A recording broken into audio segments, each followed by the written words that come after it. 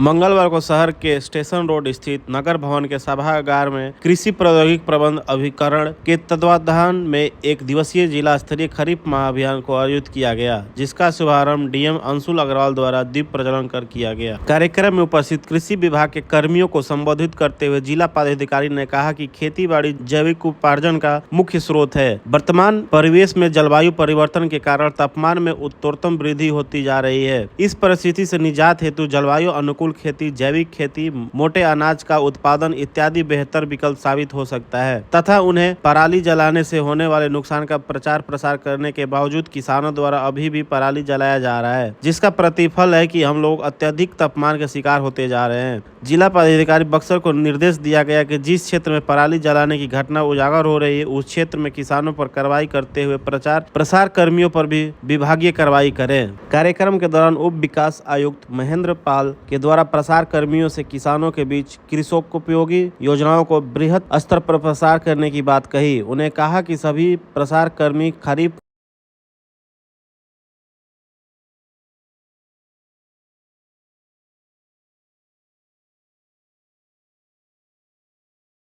मौसम में धान 94,289.2 हेक्टेयर में खेती करने का लक्ष्य निर्धारित है। बीज वितरण कार्यक्रम के अंतर्गत कुल 1689.28 क्विंटल बीज वितरण हेतु लक्ष्य है, जिसमें किसानों को प्रखंडों में 50 से 100% अनुदान पर धान, मोटे अनाज, दलहन, अरहर के बीज मुहैया कराया जा रहा है।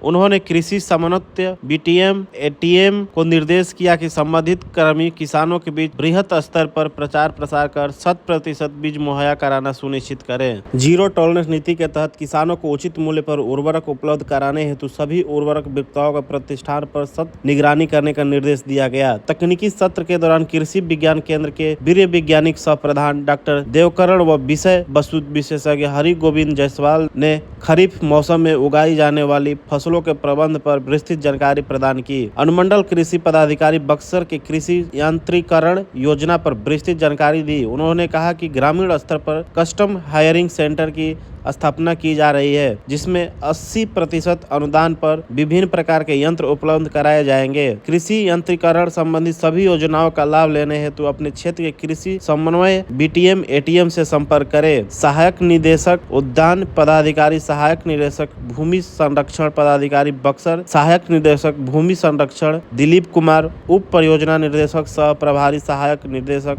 पौधा संरक्षण आत्मा बेबी कुमारी ने अपने अपने विभाग की योजनाओं के बारे में विस्तृत जानकारी दी।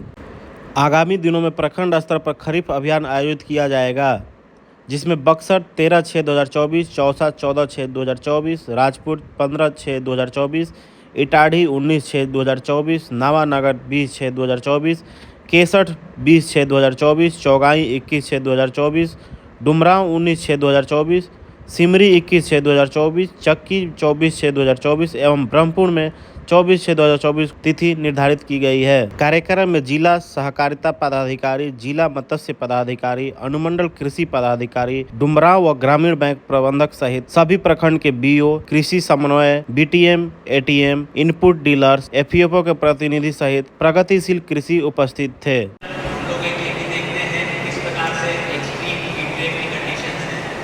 बिहार राज्य का जो औसत है उससे भी 1-8 डिग्री जो है तापमान बक्सर जिले में अधिक ही रह है। तो जो व्यवस्थाएं हैं, जो सोच है, जिसके माध्यम से हम लोग कार्य करते थे, निश्चित रूप से लोगों को जो है इसके प्रति जागरूक होना पड़ेगा, अपनी अपनी कार्यशैली में बदलाव लाना पड़ेगा। इसके अलावा मुझे नहीं लगता कि कोई दूसरा ऑप्शन है।